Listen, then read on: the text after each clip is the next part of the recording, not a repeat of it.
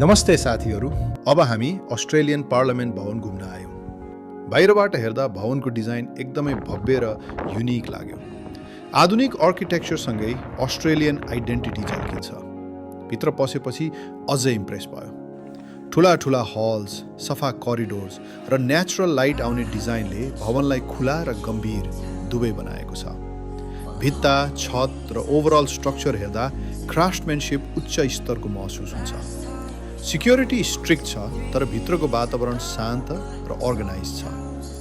अब भित्रको मुख्य भागतिर बढ्यौँ। यहाँ दुवै चेम्बर्सहरू देखियो, हाउस अफ रिप्रेजेन्टेटिभ्स र सेनेट। दुवै सदनको सिटिङ अरेन्जमेन्ट र डिजाइन फरक छ।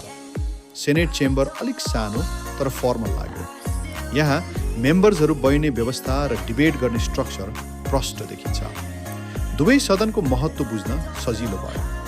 चेम्बर्स हेरेपछि हामी टेरेसतिर लाग्यौँ। टेरेसको स्ट्रक्चर खुला र आकर्षक छ।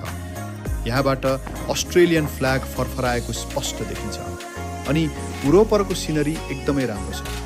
सहरको भ्यू, आकाश र हरियाली मिलेर नजारा सुन्दर बनाएको छ। केही बेर त्यहीँ उभिएर भ्यू इन्जोय गर्यौँ।